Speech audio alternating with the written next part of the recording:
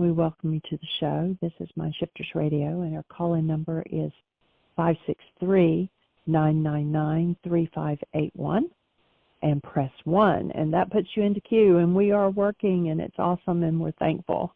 We hope you've had a good holiday season, and if you have anything that you would like to share, or a question you would like to ask, or a comment you would like to make, press 1. If you're listening on a station where we can't see you on the switchboard, please dial 563-999-3581, and we will get you. So welcome, Michael. Thank you, dear heart, and welcome, everybody. I am also thankful that that BlogTalk has fulfilled our goal of getting us back online, and I'm appreciative of the service that they offer us, that we can be in 4 different corners of the earth, and come together, have a conversation, and within minutes have a recording that anybody can download, that anybody can listen to in the future. That just sits there in our archives along with, I don't know, I think probably we're at about 35 or 3,600 other recordings over the last 12 years, and we're heading into our 13th year. So appreciative of this technology and appreciative of the source of this work, being this genius mind Yeshua 2,000 years ago, who really put together a method of understanding how to heal the state of human life, how to bring us back into the truth of who we are. Deep, deep, deep appreciation for that, and for the fact that I happen to sort of fall into, partially got pushed into, was inspired into working with the first century Aramaic language, so that with the background that I had, the electronics work I'd done, the physics, the business work, the naturopathic medicine, that I had the brain cells to start to recognize, first of all, through the very poorly translated Greek shadow of the first century Aramaic scriptures, and then working with the Kabbalah manuscript, having had the opportunity to go back into the first century meanings of the words from the Aramaic and bring them into a modern parlance that makes sense. I've been synthesizing, in particular, the first century Aramaic work for, I'm not sure exactly, 44 or 45 years, maybe a little bit longer than that. And as I've experienced several times over the decades, I feel like I'm finally coming into an understanding of it. So, deep appreciation for what Yeshua put together, for the interactive audience that we have with this radio show, and the opportunity to hone our understanding, to build brain cells, to begin to formulate a mental construct that is transferable to others as to the tools that give us the result of experiencing ourselves as human beings, knowing how this body-mind system, how the world works, and how to get on track for a human life. So, delighted to have you with us. It's an honor, truly, to be able to share this work, to continue to share this conversation. And each person that has a challenge, each person that has a question, each person that has an interaction gives us a little more space to refine our understanding and our ability to make these tools available to every mind, heart, and being on the planet. So, delighted that you're part of the conversation.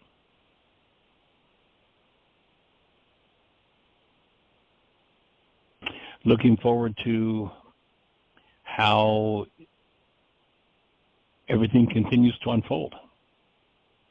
and the continued feedback from those who take hold of the tools, really put them to work, and question.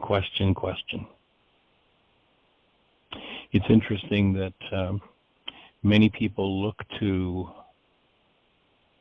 someone who can give them the set of rules. In fact, it's interesting, you may not know this, but way back in the early days, as I was studying naturopathic medicine, I was also going to law school. I did 3 semesters and realized that was not for me, and co-authored a course called Laws of Living, where we're looking at the real law, and where you recognize that in the Aramaic, where the Greeks, the gods want to control everything and everybody. There's no liberty. You do what you're told. You follow the law. Somebody lays down the rules. There's a superior and says, this is the only way to do it, and if you don't do it that way, you get punished. Now, sadly, when the Greeks translated the Aramaic, where there's nothing that even resembles that, in Aramaic, the word law simply means the way things work. And oftentimes people who hear about laws of living say, well, would you send me a copy of them? There's no copy of them. It's not a set of rules, and most people are looking for some authority outside themselves to give them the rules. What I've discovered, at least for me, is that I'm not interested in giving anybody rules, but I am interested in handing people the tools for arriving at the knowledge, the awareness, and the liberty to interact consciously with the law, again, with how it works, understanding how each aspect of life works, how to remove the blocks, and how to stand truly in your own physiology as a human being, as the active presence of love that you were created to be. So in a nutshell, that's what we're here for. And appreciate your participation. And unfortunately, we have been blocked out of several shows over the last week or so. Our deep apology for that. Unfortunately, BlogTalk doesn't explain much to us as to what's been going on or why it's been going on, but hopefully they've got it permanently fixed. It was out for a few days, and then it was kind of wobbly for a couple of days. And we're hoping that it is truly taken care of so we don't have to have this conversation again. So, Miss Jeanie, do we have anybody in the phone queue with a hand up or anything happening in the chat room? No, it is all quiet out here. That's another thing, too, about not being on for so many days. Then some people are like, okay, it's probably still not working, and we may lose some of our audience by that happening, but we're glad the ones of you that are on the switchboard with us today that you tried again and that you're here. And if you do Pass have it a on. comment or question, press 1. Let people know we're rocking. Maybe send a text out, Jeanie, to the folks that we've got numbers for that just, let them know we're back in the saddle again. In this 54-degree day, Christmas Eve. It was so beautiful out. I was out shirtless working in the garden. We're just getting this wave of warmth. It's 54 degrees right now, although pretty rainy today. Kind of breezy, so it's a little on the chilly side, but Christmas Eve was just, I was out working and getting compost set up and mulching several thousand square feet of garden space. And so appreciating the weather, appreciating the fact that we get to have this conversation on a daily basis. And refine our understanding of these tools as we get to interact and share those tools with others. One of the things that I'm really liking about this work as we've developed it is that the tools, if used, require no belief, just action. You take the tools and you put them into action. And the main tool that we'll talk about is the tool of forgiveness, of course, which is a tool with which you remove content from your mind. Nothing whatsoever to do with the Greek idea of blame. The pain that's going on inside of me is all your fault, but it's okay, I'll forgive you, I'll let you off the hook. We're looking to turn that around 180 degrees. Oh, if I'm in pain, there's an energy in me that I need to be learning to remove from my structure. I need to learn to forgive. I need to learn to remove what never belonged from within me, because the only reason one ever has pain is because there's an energy within themselves that doesn't belong in the structure. So pain is a signal. It's a warning device that says there's something going on here that you need to be aware of. Sadly, most people live in total and complete denial. Thus begins the fall from grace. And what is denial? Denial is the belief, the thought, or the speaking that something outside of me is the cause of what's moving inside of me. When I live in denial, through my own denial, I force my mind to hide from me the energy with which I'm producing this disliked result. And as long as I hide it from myself in that dissociated state, it's not available to me. There is no possibility of me being able to repair it in that state. There's a password for everything that we hide from ourselves. And the password is forgiveness. There's a step-by-step worksheet process for how to collapse errant perception, drop directly into the root of the pain and the 1,000 different shades of pain that we can hold, delivering that root energy to the presence of active love in us, facilitating the presence of love meeting with or coming face to face with whatever has been hidden, rather than keeping it hidden and making up stories about everybody else from that place. Bringing the hidden part of our own minds forward into awareness.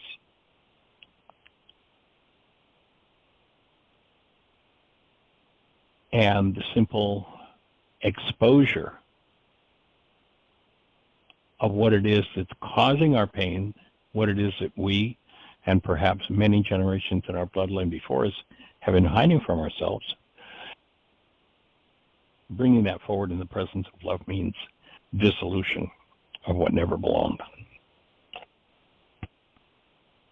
And so that's what we're here to do. Delighted you're part of the conversation. If we can support you in any way, push one. Let's have a conversation about it. What's happening in your life? How are the tools moving for you? Anything that you care to share of appreciation for your holy day season? What's going on in your family? Maybe some of the shifts and changes you've seen with the work.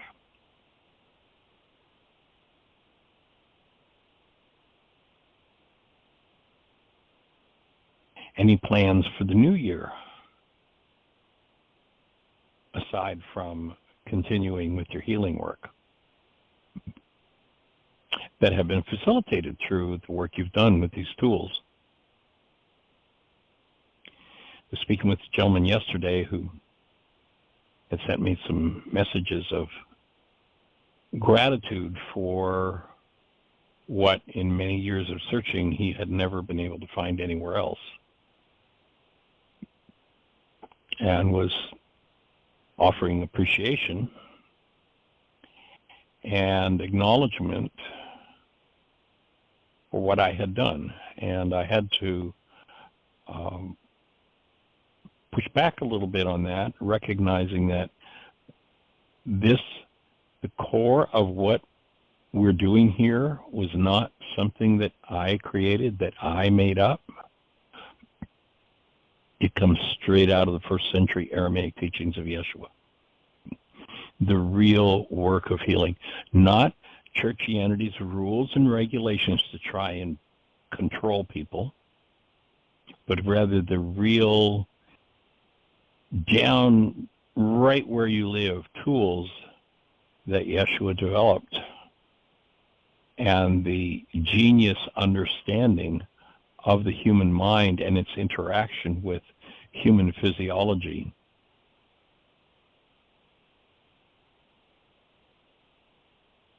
You know, when they said in the ancient Aramaic, the wages of sin is death,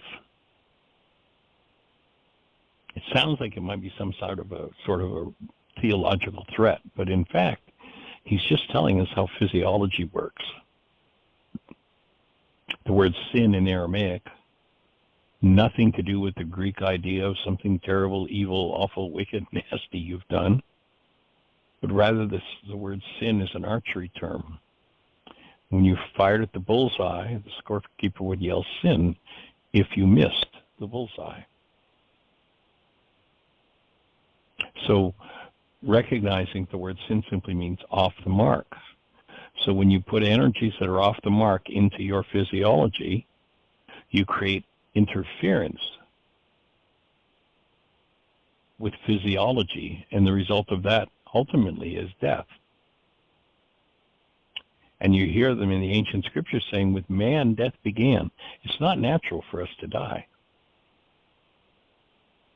I would love to see dozens, hundreds, thousands of people who recognize that and get excited about doing the work that it takes to step away from whatever it is, to heal, to forgive, to remove whatever it is that killed every ancestor in each of our bloodlines. My invitation is join me in that process. You know, structured within our genes is death. And it's only structured within our genes because some human instituted that energy pattern that resulted in their death. And since this multi-generational database called the body-mind unit registers everything that comes to it, what I know is that structured in your system, as in mine, are the energetic patterns that have killed everybody in our bloodline. Every person down through the ages has died as a result of engaging in energies that don't belong in the structure. Now, if one steps off a cliff and drops 2,000 feet, there's going to be quite an energy enter their structure that is sin, that is off the mark, that does not support life, and they're going to be dead. But a person is just as dead when they engage in energetic thinking of hate. Takes a little longer. It's not as immediate.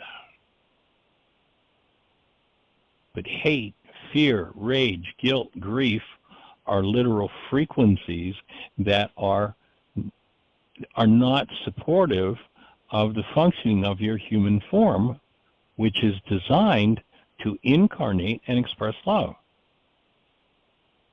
So any energy that you put inside of your structure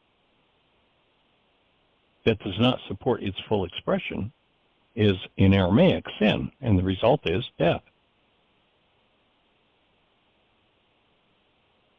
The person who takes cyanide poisoning ends up ingesting cyanide.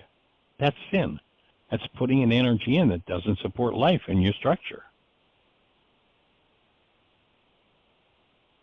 And the mental poisons that our culture presents to us and that people unknowingly engage in are just as toxic and just as deadly as cyanide. When you recognize that, then you become aware of the energetic patterns that you engage in every arena of your life, whether it's the food you eat, the drinks you drink, the thoughts you think, the relationships you enter, and the way that you function in those relationships.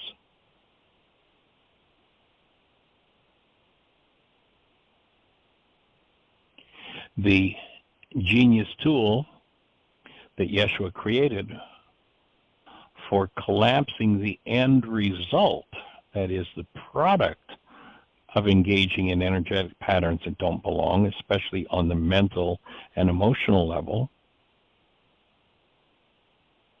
the fact that he understood how to collapse the surface mind's result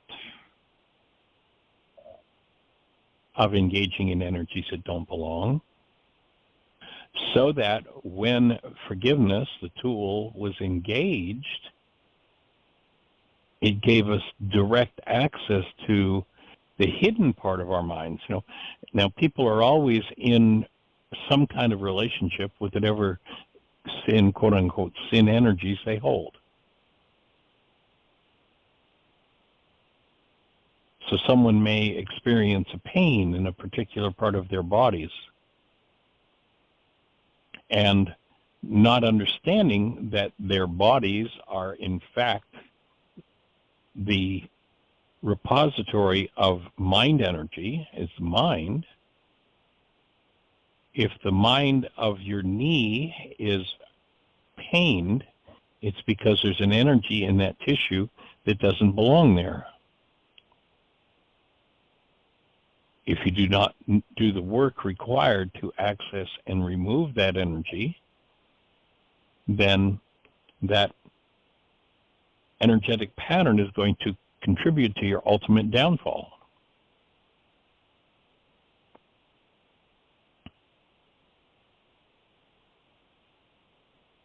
So the most,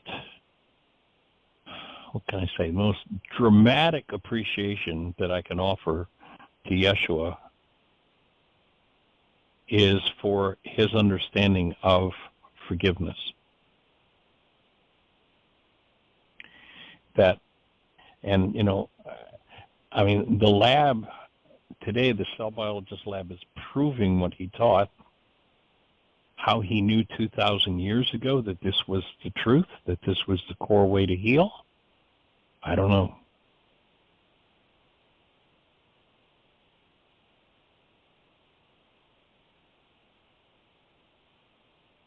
If we listen to Bruce Lipton, cell biologist, he shows that when you think a thought, that thought produces a molecule called a neuropeptide, and that neuropeptide circulates around your structure until it finds a receptor site that matches it. And when it matches, when it finds that receptor site, that antenna, that's of the right frequency receptor, that neuropeptide, that thought, lands on the cell, inserts itself in the cell. If that energy is of a character that is off the mark, or sin, then that cell is going to suffer. And if we are members of, which most people, my take is most people by the age of 4 are card-carrying members of the one world universal religion of blame, everything that's going on inside of them that's causing them pain is somebody else's fault, and people hallucinate a whole world between their ears where they can assign blame for everything that's in them that is causing them pain to someone else. And by so doing, it seems like that's a way to get yourself off the hook, but the truth is that's simply a way to reinforce the dis-ease energies, the energies that are off the mark that create disease, suffering, and death. We hear this man Yeshua, first of all, on one hand, we hear the scriptures talking about with man death began. We made the process up. We're the ones who created the energies that are off the mark that destroy our tissue structure. And so we are the inheritors of 1,000 generations of men and women who unknowingly did that behavior. engaged in quote-unquote sin. And every energetic pattern, when triggered into activity from the past, triggered into activity today, will tend to incline us toward a certain form of behavior and a certain form of energetic motion or movement within our physiology.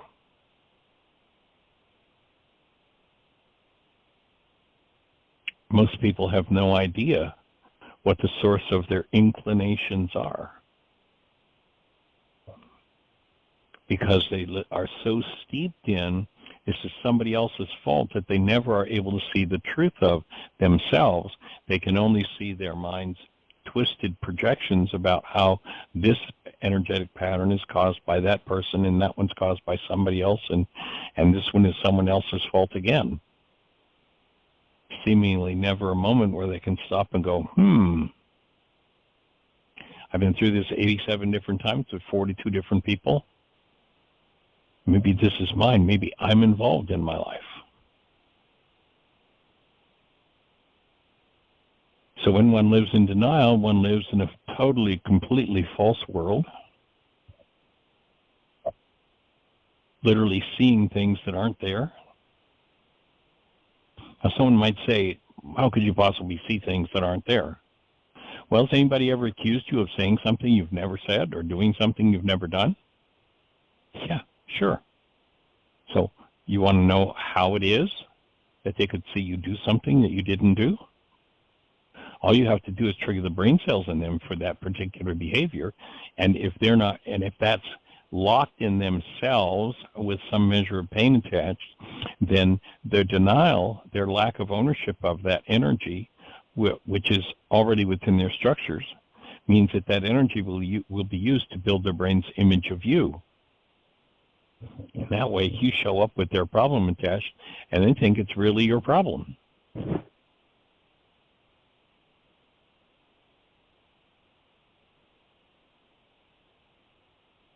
Have you ever had somebody accuse you, saying something you've never said, doing something you've never done? What state were they in when they accused you? Can you ever think of somebody accusing you of something you never said, something you never did, that they've got all this upset around? But when it happened, they were in this state of love and joy and bliss and connectedness? No, when that person accused you, what was their state of mind? Some form of hostility or fear, something unresolved in them. They put into their brain's image of you, and the genius of forgiveness is that Yeshua knew exactly how to collapse those projections so that we could retrieve what was underneath them and bring those parts of the mind to healing. And that's the single basic objective of this work, is to support each person taking the level of responsibility that it takes to own whatever's moving within themselves. Learn how to collapse it. Learn how to communicate responsibly about it. And change the good old family feeling. Change the family dynamics of hostility and fear projected onto others.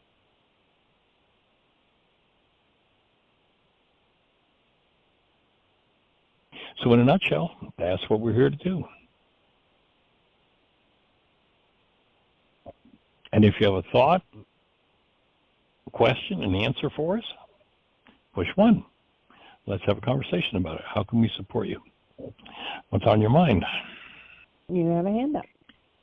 Oh, great. Let's say hello. It is Dan, area code 757. Hello. Welcome, good sir. How do you be? Hey, doing well. Good to hear y'all. Hey, good to be heard at last after so many days of being out of commission. Yeah, I was just, kind of stirred up this morning, and but I was talking to Terry before this, and we were talking about, for me, before I got into recovery, in like 12-step recovery, got involved in about 12 years ago. And before that time, I had never even considered the possibility that the world I was looking at was not the world of actuality, that there was a difference between my perception and what's actually going on. That thought, maybe it had occurred to me, but I would never seriously entertained it until I began to do some form of healing work. And the more I've done it, the more it's like the issue is that I am not looking at actuality, I'm looking at my beliefs and my internal world when I have a perception, and that's like sort of the core realization. But I was talking to Terry about, how many people live in a state where they have no question that everything they perceive is actual and outside true. Of them. Yeah. As they perceive it. And so that's just, I don't know, that came up for me. Well, when you look at the whole mindset of the world, in the ancient scriptures, they talk about the mind of man compared to the alternate mind that was available to us, which they called, and there's nothing religious about it, which they called the mind of Christ. And the mind of man was the mind with all the problems. And the mind of man is the world of perception. And, I mean, go out and interview 500 people, and I guarantee you might find 1/100th of 1% who might have ever conceived that the pictures painted on the inside of their eyeballs were not true about the outside world. Maybe you'll find that many. And then someone who's taken action on it, 1 in a million. Do you think that number is going up of how many people are taking action towards healing and responsibility? Absolutely. Absolutely. Yeah. When I go back in the early days when I was traveling, and we would be, go from city to city to city. Basically, for 40 years, I don't know if you know this, but I was on the road, and we would do an intensive season at Heartland in the summer. And then along September, October, we'd get on the road, and I'd spend a week in one city at a time, do about 30 to 40 weeks of workshops, and then be back at Heartland to do another season. And when I look back at the early days and how many people would even tolerate a conversation, let alone actually engage in a conversation about maybe my perception is false, maybe I could do something about it. I look at the early days, and most people looked at me like I was some kind of a wacko. Today, people might scratch their heads and say, I don't know about that, but you can see the wheels turning when the idea is presented to them. But in the early days, and also, the last few years of travel, every little town, every little burg had its own alternate healing center. There was massage therapy. There were people that were taking responsibility and doing their own healing work everywhere. Where in the early days, back 45 years ago, rarely saw anybody who could even engage in the conversation. So good. So we're on a good trajectory. Yes, yes. I'm holding the space that we're getting closer and closer to critical mass, and some people that I'd never expect to even entertain the conversation are going, well, I don't agree with what you said, but tell me more. What was that you said? That's awesome. So it's pretty cool. Yeah. Feeling blessed by it all. Yeah. What? Go ahead. No, I want to hear what you were going to say. Well, I was going to say, what for you was the big kicker that moved you into this suspicion that maybe your perception wasn't the end all and the be all? Doing the 12 steps in NA. That was it.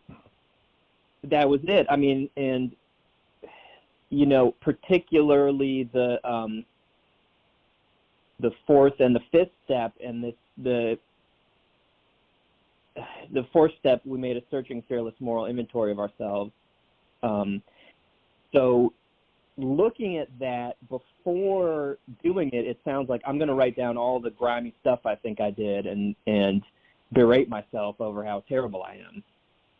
But what it actually comes out to is I'm writing down a catalog of my beliefs and the experiences and energies I hold within myself. And I had someone that really helped me to see that, and then the process of sharing that, the fifth step, we admitted to God, to ourselves, another human being, the exact nature of our wrongs. Our wrongs do not mean that I was such a bad boy and I need to be punished. Our wrongs mean that we were admitting our perceptual errors and our off-the-mark energies and whatnot. I'm tuning that a little bit to the, Aramaic language, but I sort of getting that. What I was taught is that these steps are a process of revising the beliefs and the narratives that we carry. And so that was a turning point for me we're engaging in the work of revising the beliefs that we're carrying around. And early when I got into recovery, Terry introduced me to your work in the forgiveness healing process. And it sort of didn't exactly stick, but it's and then I read the book when I was a few years in, and then for whatever reason, it really came time for me to do this version of healing 6 months ago. Well, it's interesting that, and you may be aware of this piece of history of the AA group, but it started out with a group called the Oxford Group I don't even know how many years ago. And that came out of the Aramaic. The original 12-step work came out of the Aramaic study of the scriptures. And what I hear you describing, in the parlance of this language, what I hear you describing is a journey with the two steps you spoke about, is a journey from blockage of truth, where I've got everybody else to blame, to a place where one chooses to honor truth and takes responsibility for whatever energetic patterns they're engaging in, however the mind has misinterpreted it, and learn to bring the mind back into harmony with really honoring truth and wanting truth more than wanting to protect oneself and be right. Yeah. So there's the, truth is healing and cleansing and whatnot. And there's this idea, in the NA book, it says everything we know is subject to revision, especially what we know about the truth.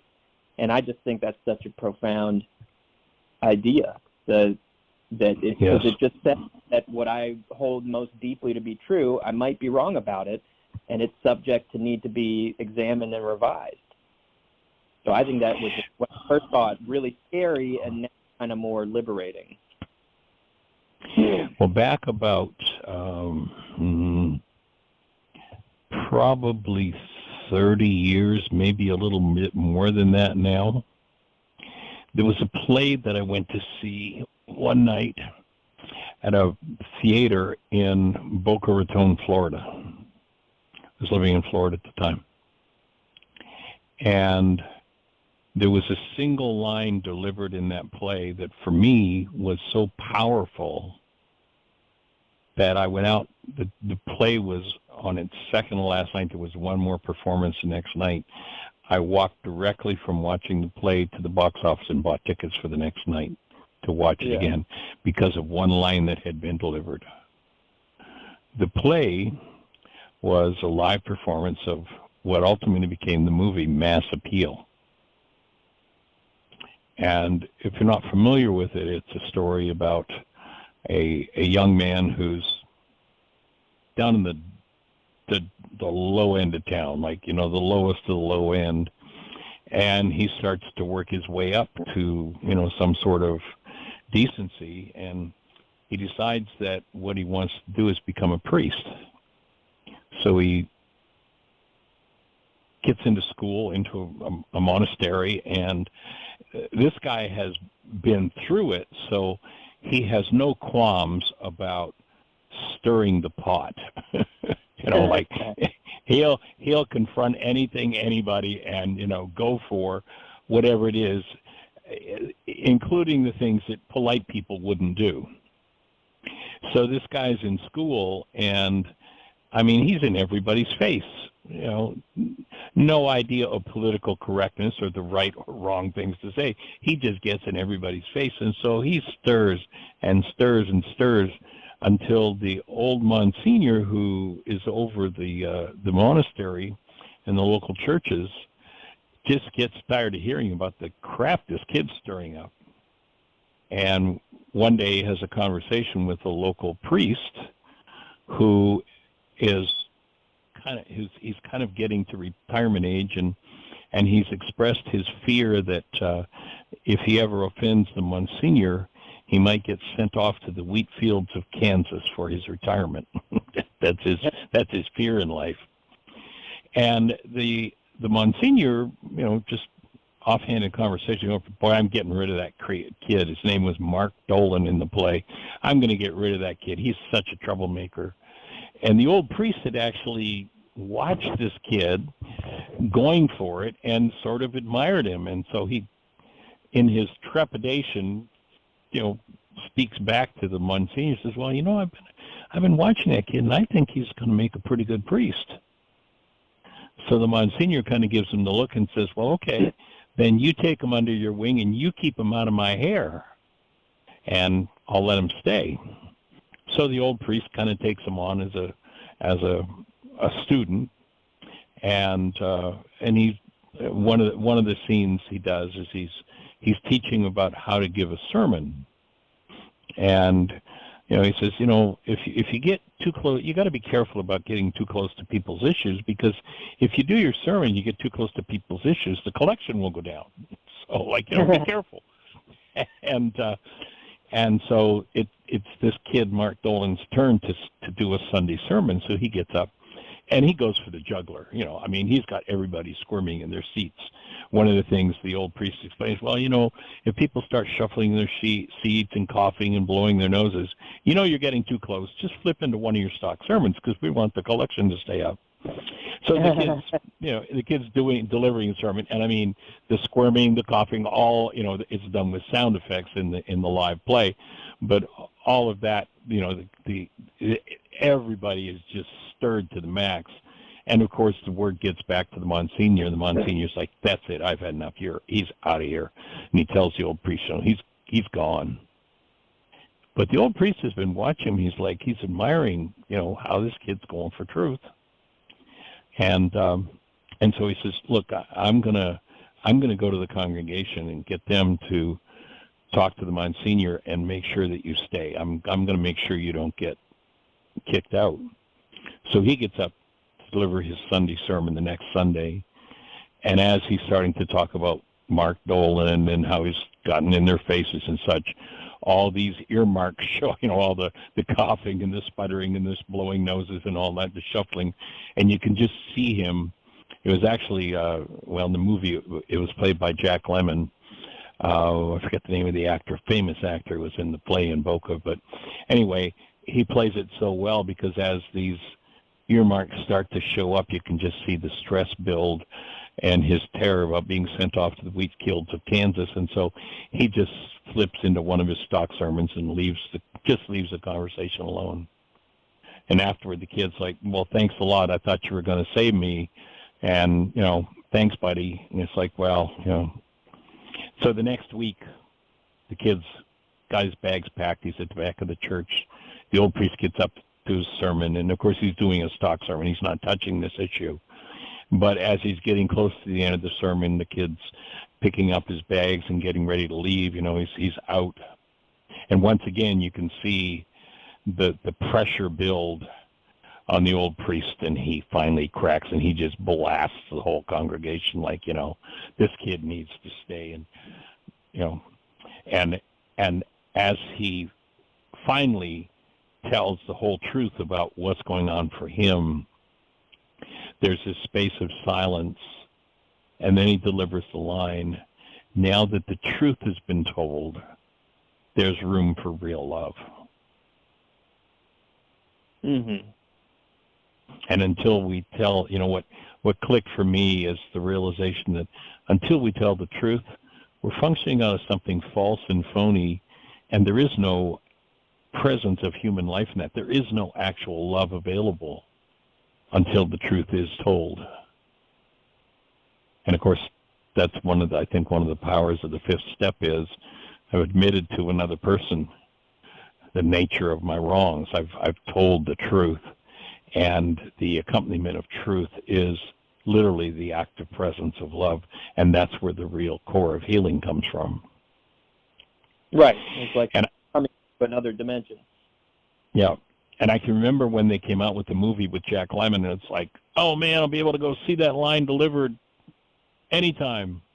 And I went opening night to the theater to watch that movie, and they changed the line. It was no longer, now that the truth has been told, there's room for real love. I guess it was too powerful for public media. I don't know. Actually, Jeanie and I forget where we were, somewhere up in the Northeast, if I remember correctly, and the live play was playing, and we went to the Playhouse to watch it. We bought tickets. It was one of the cities we were in while we were on the road, and we went to see it, and they had changed the line again. It wasn't in the live play anymore, at least that particular version of it. But it's a powerful insight that when the truth is there, then there's an opening for actual love to show up, the actual presence of our human lives, and there's the most powerful space on earth is right there. Yeah. So that's glad to be joining you on the journey. Yeah, me too. Sweet. Well, any other thoughts for you today? Questions, answers, anything to share? Oh, man, I've just been ultra stirred up just doing my work, and, I've got a compilation of like 10 different mind shifters to work on, so that's...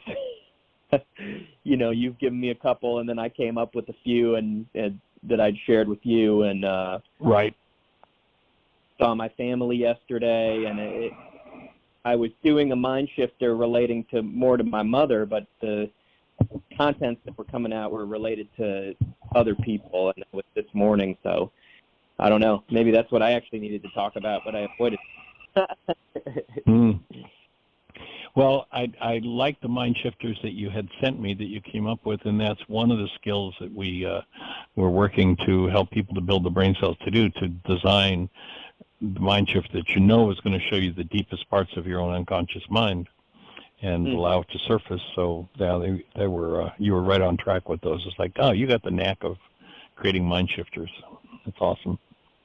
Yeah, like 3 or 4 of them just popped up for me, and the one I did with this is the one you gave me. Is it is safe, healing, and enjoyable for me to let my guard down around women like mother. So I did. And what happened with your breath as you wrote that one? I've been pretty decent at staying with the breath while I go through. What was weird about that one for me is that, so yesterday I worked a shift for extra money, and then after that, and my family's Jewish, so we don't really do much with Christmas, but I went to see my mom and dad and sister and my sister's boyfriend, and I was just so stirred up and irritated with them, and all my stuff was coming up. And then when I did the mind shifter this morning, I thought it would be more about my mom or how women aren't safe to approach, but it was really more about I was irritated with my sister and her boyfriend, and most of it was about my irritation with men that I perceive as childish and immature. So not sure what that's about, but I'm just letting it be stirred up and continuing on. So the one offering I would give you is to look at the way you're languaging, that, that when they stirred me up. Remember, the definition of denial is when I think or speak as though something outside of me is the cause of what's moving inside of me. And when I recognize that, as opposed to there's a cause-effect link between what they do and what's moving in me, to recognize that the only cause for the fact that this is moving in me is the fact that it's in me, and here's somebody who's given me this awesome gift to get to look at that part of my own mind. Yeah. So I've got so more it work. sounds yeah, it sounds like your sister and your her significant other are a powerful gift for you. Yeah. Oh yeah. Dubious honor, eh? Yeah. I hear you. Well, I really appreciate the integrity of your work and the way you're going for it. It's awesome. Thank you. Yeah, and I'm really looking forward to seeing Jeanie and doing some, work in person. That'll be awesome. I'm a little scared, but excited. Cool. Well, you're on the calendar for next week. We'll look forward to it. Sweet. Me too. All right. Any other thoughts for today? No, I think we'll leave it there, and I'll be talking to you soon. All right, sir. Blessings. And wishes for the best year yet of your eternal life. Awesome. Thank you. Coming up. Yeah. All right. Take care. Bye-bye. Bye. All right. We have another hand up. I believe it's Miss Susan, 610. You're on the air. Hi. Hi. Welcome. Merry Christmas. Thank you. You too.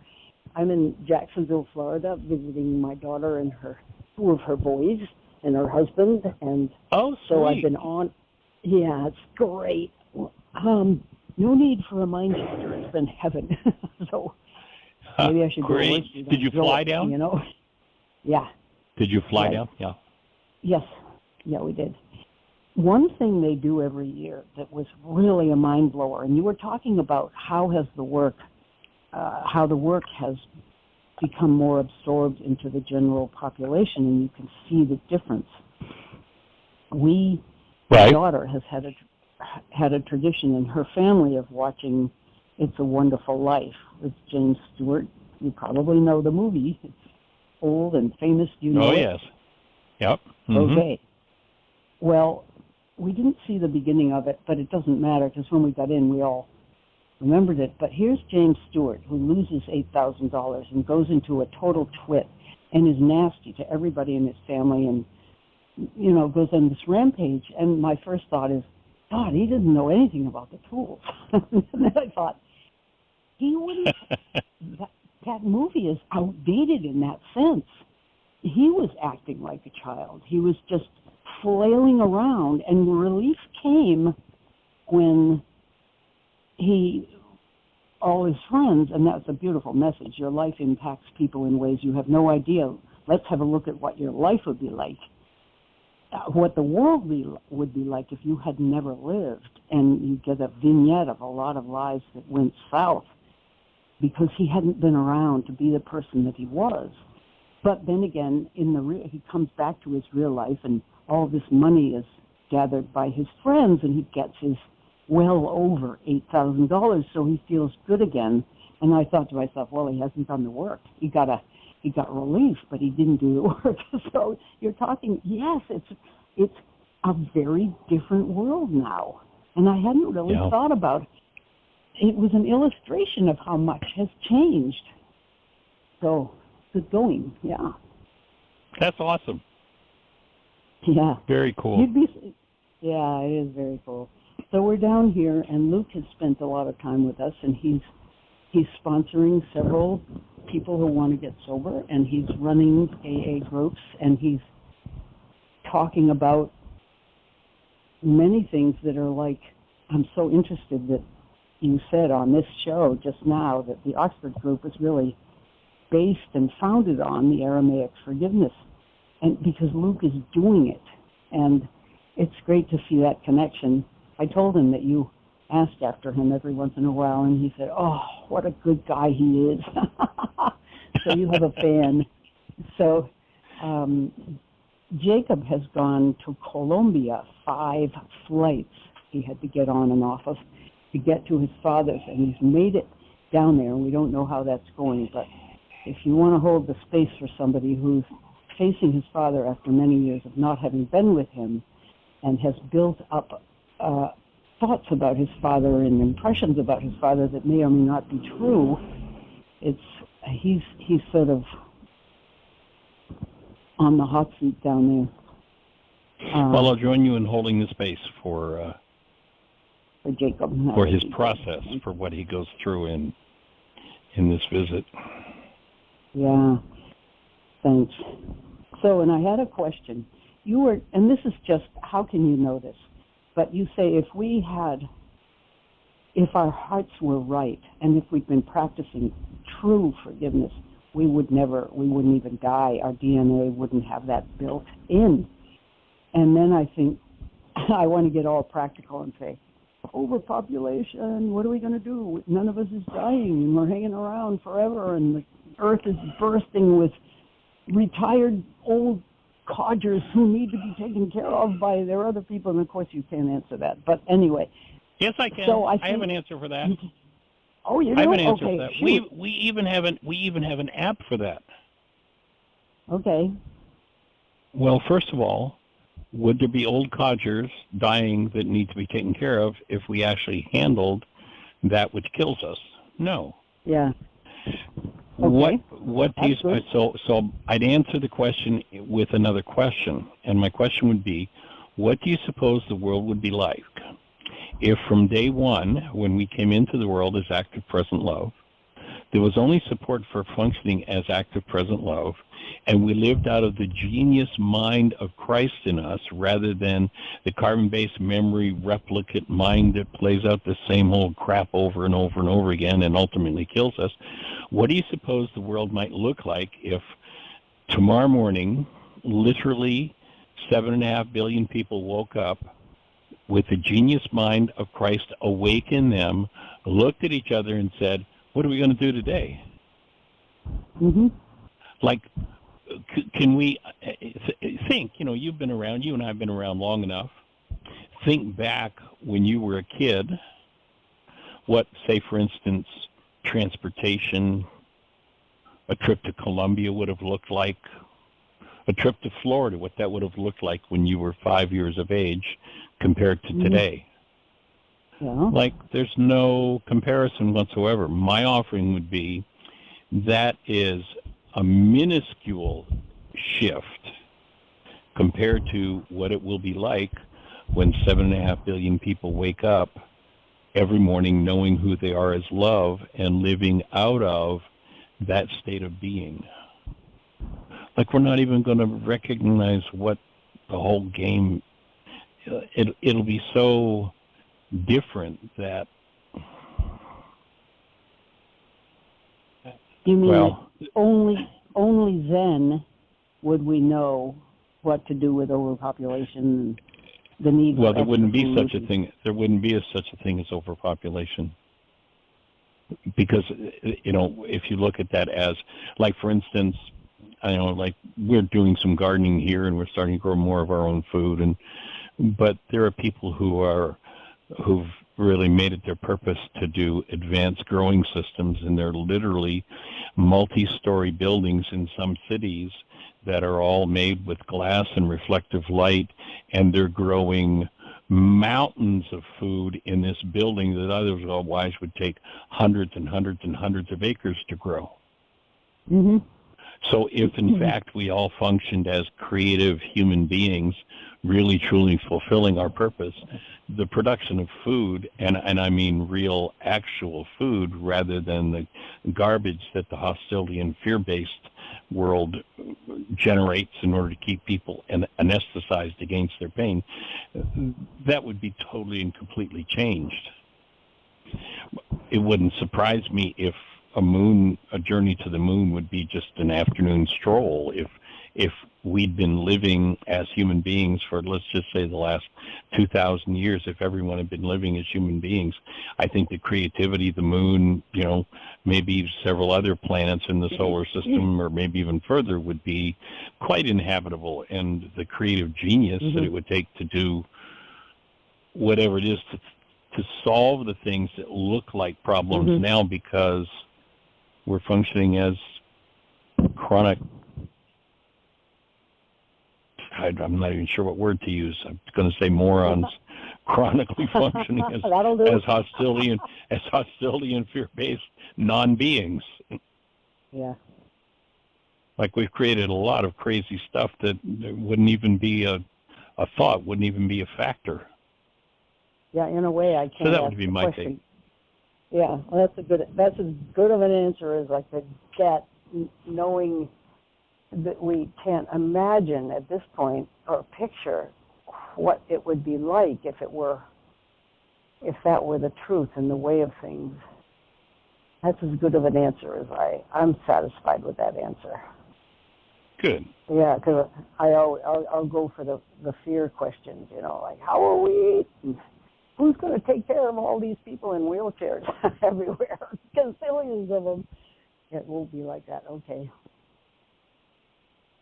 It'd be a whole different game for sure. Yeah. Well, please tell everybody there that we send our love for your gathering, and I was asking if you were flying because I had this sneaking suspicion maybe you drove down there, and on your drive back we'd be able to connect on your way through because you'd kind of have to just about pass our door, but yeah, it would. No, wouldn't that be fun? That would be so great. Yeah, no, we left our Michael in charge of animals, and he's got the house to himself, and he was very sad because he doesn't get to have Christmas because he has family, but he won't tell us who they are, and he's not communicating with them. And the fact that he now says, nobody gets me, and he's on the spectrum, and Jacob says the same thing, somehow something has become much easier being with Michael, because I think this might be just the fact that we really didn't get him, and we expected him to get us, and he doesn't get us either, but he has been in extremis, and what he really wants is to be taken care of and to just be able to be a hermit unless he plays his guitar and sings, in which case he morphs into this gregarious, outgoing, talented man.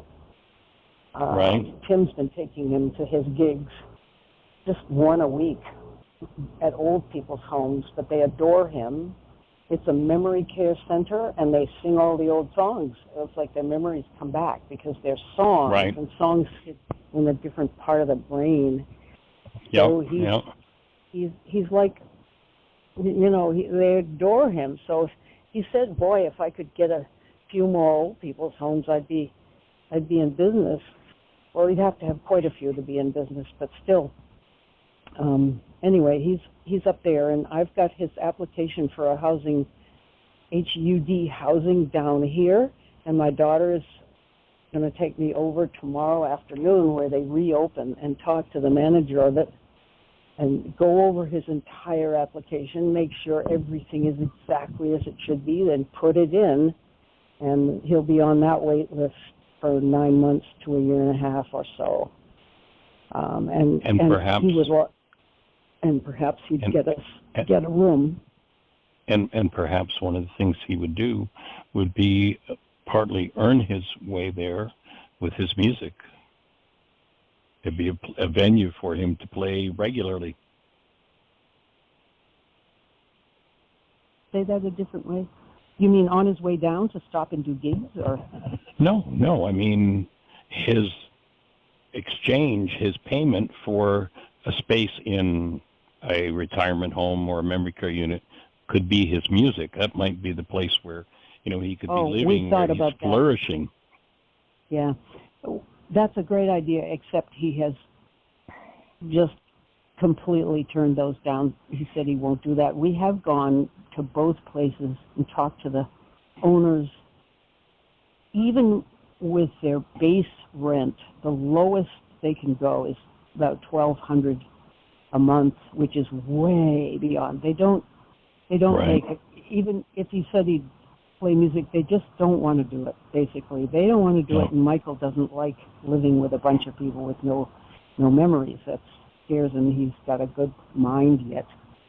So I think this HUD housing, where he'd have a small apartment or an efficiency, and if he gets what my daughter thinks he will get, he'll be right on the river in Jacksonville and be able to walk in the parks, and everything is walking distance, so he won't even need a car. And minimal his little winter. dog can be minimal winter. Boy, it's impressive though how many people have set up tents around the city. You see homeless people in little hovels here and there, and because it's warm, they can survive down here, and it's amazing. So I don't want him to have to be homeless again, but he's probably never going to have a car again. And now he's beginning to admit that at age 68, living out of your car might not be a great idea. Pretty rough. You know, yeah. So anyway, that's the plan. I've told him that if he should get housing down here, we'll pack him into a U-Haul and send him down here, and they'll meet him down here and help him set himself up. And then we can visit him when we come down here. But he'll gradually get another family. The cathedral's right there, and they have tons of programs. He doesn't have to go to church, but they have concerts and music programs and art exhibits. And whether he would go to any of that remains to be seen. Possibly not. But anyway, so that's... Join you in holding the space for him. Yeah. Yeah, that's awesome. He's blessed that he's attracted you guys into his life. That's pretty sweet. Well, it's been a two-way street. You know, people say, "Aren't you great to do that?" And I say, "Hey, wait a minute now. If you only knew the rocky road we have gone on to have the right mind to be able to do this. We weren't very good customers. You know, we had our stories. And if I told them a certain way, I'd have lots of sympathy. Say that again? I say he brought you lots of gifts, too. He did. Opportunities. Yep. And you were gracious enough to receive them and do something about it. So that's to your credit. You hear that? Geese Yes. are coming in. Their bellies are skimming the water. They're going in. It's like water skiing now. Now they've just gotten onto the water. It's so great. The wildlife here, little geckos running around, bugs I haven't seen. Oh, birds, funny bird songs. Anyway, my daughter wants us to come down. Be careful of the palmetto bugs. Oh, they're big? You know, in Florida, they weigh 500 pounds. They fly and they carry machine guns. Oh, it almost feels like that. Some of them. Yeah, I know. I used to live in South Florida. I remember them. They're like one of those things that be flying and hit you. It's like, whoa. Yeah. You know, if you call them cucarachas, you feel a lot more friendly toward them. You can even sing a song with them, eh? Yeah. Right. Cool. Well, anyway. Well, tell the family that I said hello and send my love. What's that? I will. I was just going to say I've got to get off, and I looked at the clock. You do too, so yeah. It's getting to be about that time. Materialize again. So. All right, have fun. Great to talk. Safe travels. Thanks. Yeah. Thanks. All right, blessings. Appreciate you. Best for Christmas and the New Year. Thanks, Michael. You too, and Jeanie. All right. Lots of love. All righty. Yeah. Appreciate it. Bye-bye. Well, we're down to the last minute or so I'm just going to say thank you for joining us. We are, by the way, on the 15th, of January, going to begin working with the book Enlightenment, what we've published so far from the Kabor's manuscript. And if you'd like to get a copy of that to be able to follow along with this, it's a three-part text where there's an introduction, tells you a little bit about how the manuscript was found in the Aramaic language. There's some key passages from the New Testament that are left with the key words in brackets in Aramaic, and then there's a first-century dictionary in the back, so you can start looking up the first-century meanings of those words. A group of 25 different of the top Aramaists in the world really worked for a long time diligently working to establish the first-century meaning of those Aramaic words, and so you can do your own translation with it, and we'll be working with that starting January 15th. The book normally sells for $25, and then there's a shipping. You know, if you order it on the website, it adds shipping of $9. But what we're doing for anybody who wants to have the book to work along with us with the radio show is if you just go to our website, go to whyagain.org, there's a donate button. And just, if you would, the book's $25 plus $1. If you donate $26 and give us your name and that it's for the Enlightenment book and your address, we'll get it shipped out to you. So all you need to do is make that $26 donation, put in the note that it's in the notes when you make the donation that it's for Enlightenment, and your address, and we'll get it shipped off. So in the meantime, have the best year yet of your eternal life. Thanks for joining.